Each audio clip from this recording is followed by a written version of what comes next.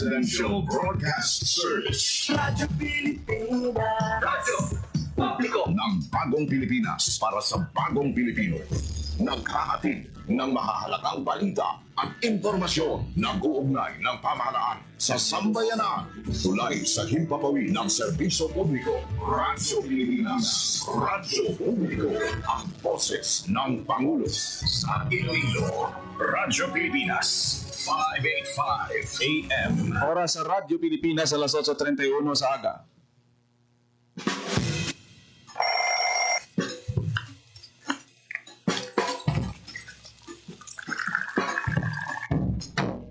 Aga sa Iloilo. Masapo. Magahod. Mabagsik. Panibagong adlaw pagkatapos ng pabuhay sang gabi antes. Bagong nga paglaom. Isa naman kapag himakas sa matahong nga panaabuton. Good morning! Ang programa nga kaupod ninyo sa pamahaw kunaga. Magadulong sa labing ulihi nga balita. Mga istorya halin sa Iloilo, kag iba niya bahin sang rehiyon. Mga ginahuluhang balan, kag mga trending topic sa social media. Ululupod naton at tubangon ang maayong nga aga. Magpamati na sa Iloilo Morning! Dili sa 585 kHz sa AM band sa inyong mga radyo. Radyo Pilipinas Iloilo, the only government radio station in Western Visayas.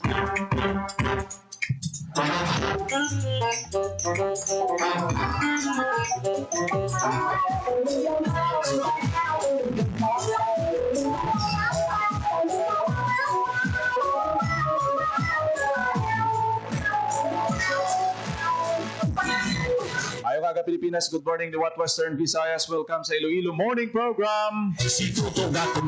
Buong adlaw sa Miyerkules, Hunyo 18, tuwig 2025. Ikatatlong adlaw sa aton siniyang klase. Pampubliko nga buluthuan. Makanay-kanay ang panahon sa palibot sang syudad kag probinsya sang Iloilo. Low pressure area sa sulod sang Pilipinas, wala na sang epekto sa Western Visayas. Suno sa aton siniyang pag-asa. Good news ini sa aton nga mga koturan kay ginalauman ang fine weather subong yang adlaw diri sa aton siniyang lugar. Tido may pag-ulan-ulan man nga na-record sa pila ka mga lugar kay dako gid na ang bulig niya no sa aton sini pinaka mga pananom. To normal na ang aton siniyang klase. Kag kahapon nagpatawag sang presko ng Iloilo City Traffic Transportation Management Office. Sa mga tricycle operators na gagaw ka mo sa pagproseso sa inyo sini nga mga requirements para sa pag-apply sang prangkisa. Submit ka mo sa inyo sini nga mga dokumento. Subong nga adlaw kay ang deadline pagpamaton sang mga requirements sa franchise application sa mga tricycle sa siyudad sa Iloilo hasta na lang gid subong adlaw June 18. Ang dugan ko inda. Ginpahayag ni ICT Timo Chief retired Colonel Alderico Garbanzos. After June 18, lauman ang masangkad nga operasyon kontra kulurom ng mga tricycle naton. But silingon mga kulurom, wala dokumento, wala sang legal nga prangkisa. Inablang ginabantayan lang nila ang likod sang enforcer. Usually sa kagabiyon sila mabiyahe kay damo pasahero, wala na jeep. Awat-kawat kumbaga nga pagbiyahe ti karon bala naton na insindihan naton nga palangitan-an gina sa pila naton ka mga drivers, pero dapat nga mag-comply ka mo sang inyong mga requirements nga manginlehitimo ang inyo sini palangitan-an kag para man sa safety ninyo nga mga operators kag sang inyo mga pasahero. Ala ko sila na ang dugan ko inda. Para sa 700 sa makon muna, estimate sang ICT Timo, naglabot sa 7 kagatos ang nagabiyahe diri nga kulurom sa syudad sa Iloilo. Nagamoy na ang subject sang ila siniyang intensified operation kontra kulurom ginalauman i-implement after June 18. Diba si tomorrow way kita kabalo Ati may surprise operation ang aton sining ICT TMO ang ilang nga mga tinawo kag personnel magalibot sa syudad sang Iloilo kung madakpan kada karon ang imo nga tricycle wala prangkisa pero nagabiyahe ka ba kaluluoy kadako sang penalidad impound ginayadayon niya kung wala kaya sang sticker wala kaya sang pamatuod wala ka sang franchise pero nagabiyahe ikaw Imo yung nga tunay. kasgid dalon gina sa impounding areas ang imo siniya nga unit karon kung ang imo tricycle hulugan bulanan sa 3 ka tuig nimo ina nga ginutang Sa imo panglaka. lang ta ha, hindi cash pagbakal mo may balance ka biduak tuig isa lang tuig imo nga bayad sina tapos na timingan ikaw sa operasyon sang ICTTMO di ka luluoy kit i-impound ang salakyan mo wala ka na palangitan-an sige pang bayad mo sang utang hindi mo pa to ma-recover ang imo sini nga gin-impound nga tricycle ano pang ginahulat nyo coordinate na kamo sa inyo sinitag sa mga TODA, Tricycle Operators and Drivers Association sa siyudad sa Iloilo, kay kon makahingagaw kamo subong nga adlaw, base kung may mga operasyon ng aton siniya nga ICTTMO, makasiling kamo nga sir, nakasubmit ako bala sang sang requirements sang last June 18, ari ang akon nga resibo, aring proof ko, nga gin-submit ko, nakahingagaw ako sa deadline, ti base i-consider pa ina sa aton nga mga traffic enforcers kasi sa aton nga mga task force nga in charge sa operation. Di kundi mahagan-hagan, mapakiusapan, mapangitaan sang paagi. Pero ti kung kumpiyansa ka gid nga hindi ka madakpan, kay ti sagad kaya magpuro palagyo, magpangita sa mga ruta nga hindi ka madakpan sa aton sini nga operating team, ati palamanog mo gina kung matsambahan ka.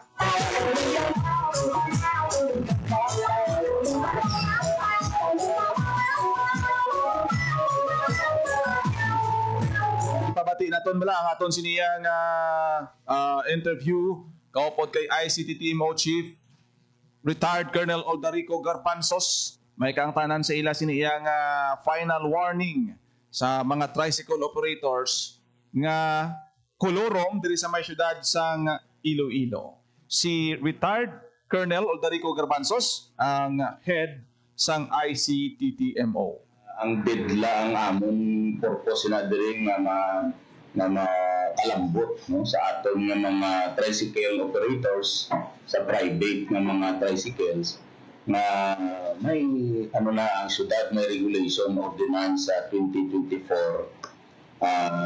116 no amo ning tricycle route plan ma-implement kid kami sini kag this press con to present na sang amon pagsugod no sang ining intensified operations sa mga tricycle nga kulurong nga hindi na pwede nga pinagusto na lang nga magbiyahe diri sa syudad sa Iloilo. Pero matabo station hindi na consider Yes, no. Ang sa amon ang nag-apply may intention nga nag-apply kagari na ilay diri nga mga papel no open pa ang slot no sa out of 2,667 na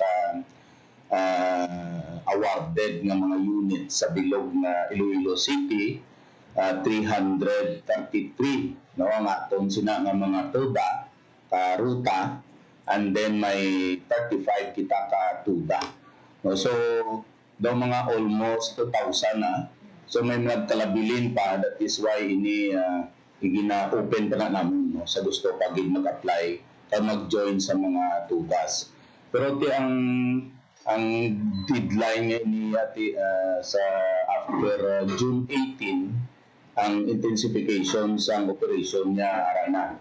We have already dedicated personnel nga may mga motorcycles ini complemented sa among enforcement and clearing team randomly and intel driven ng mga operations they will be initiating sang intensification sang anti-kulurong operation diri sa syudad sang Iloilo. So, isang member sila sa TODA, pero wala pa sila nakakuha sa ilang franchise. Hindi ina siya mag-deter ang ilang membership ng Yapo. Ang amon niya ginatanaw diri ang sang regulation ordinance. Pag wala ikaw sang franchise, bisan member ka pa dira sang TODA, So meaning kulurong ka. Kaya wala ikaw sang papilis, no? May mga ano abi, no? May mga kung isa may mga disagreements man yung mga tuda na intindihan nato nini. Pero sa amon lumalawig na ang chimpo ginhatag na para mag-apply ug inspection ang ining mga unit para sa ilang roadworthiness mga requirements based ini sa atong regulation ordinance na kinahanglan i-required no, sa mga tricycle. This is really stern warning and the last final advisory namon para hindi na mabala ining aton nga mga tricycle dapat mag-apply sila no, para sa franchise para maging legal sila nga nagabiyahe diri sa syudad. 18 is the deadline. So after 18 no amo na napag-operate So may kita. na-identify. So may mga amo nang ginambal ko gay na no based sa report sang mga legal or mga nagtuluan na sa franchise na sa ilang mga ruta ginhatag na nila ang tanan nga information sa amon.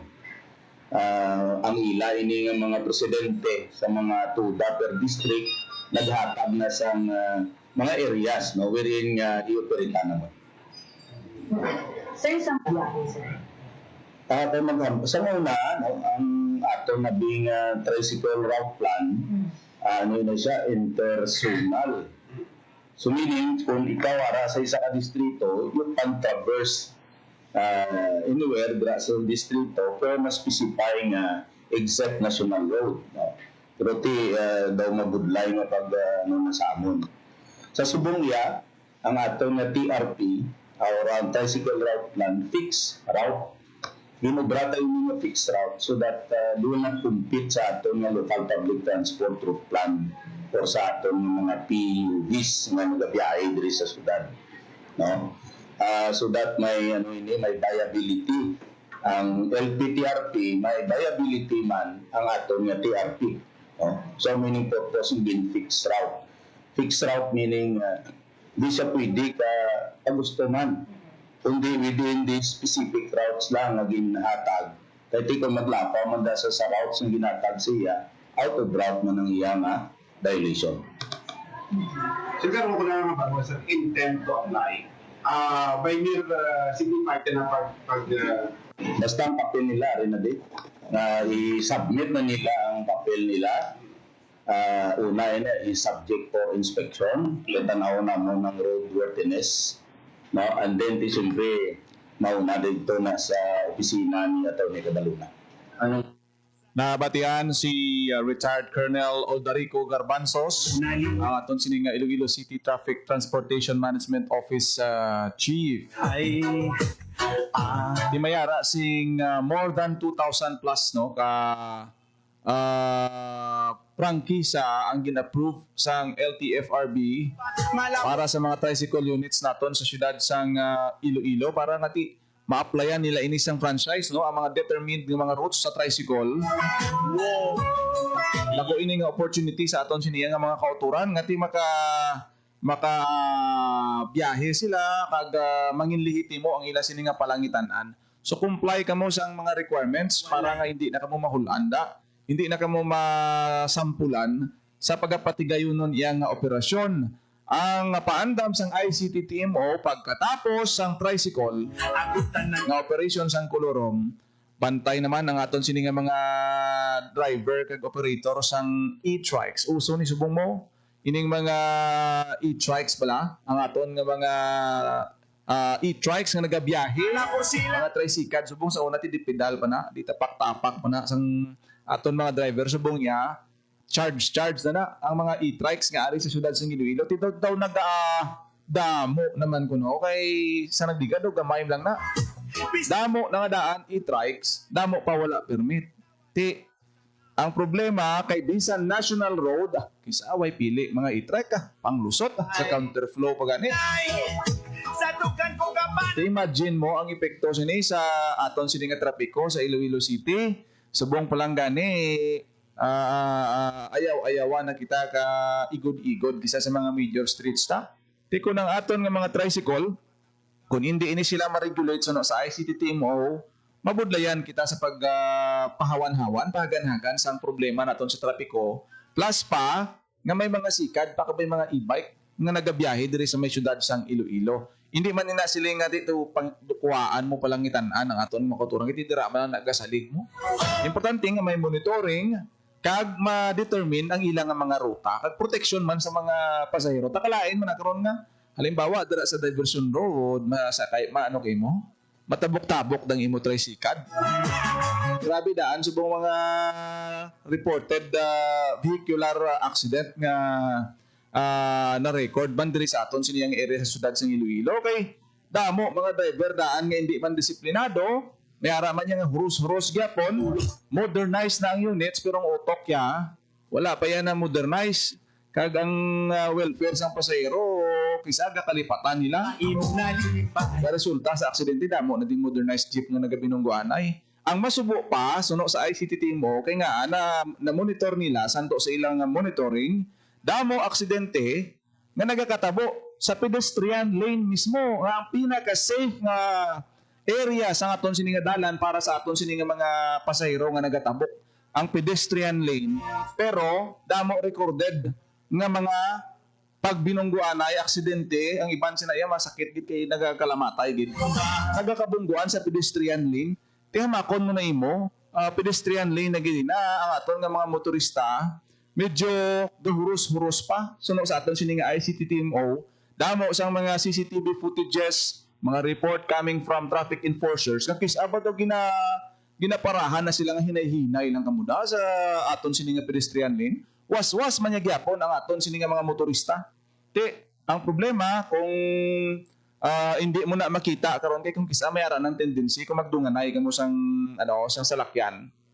Halimbawa, gulpi lang dumulog ang kilid mo kay sa pedestrian kay may manugtabok, hindi mo makita kung nagadunganay kamo. Kung masiling ka mahingagaw kuya kay dinadulog siya kay clear, wala siyang tawo sa tubang mo. Gali kay natabunan siya sang nagdulog na salakyan sa kilid mo. Kay sa pole gid mo nang problema mo ginang katabo kaysa sa aton nga mga pedestrian. Kag gina-call diri, ginatawag diri sa aton sini nga ICT-TMO ang attention sa mga drivers naton. Ay nagapangayo sila bulig sa LTO nga sa seminar pa lang i-intensify ning pagpahibalo sila, hindi nga daw driver ka lang imo nga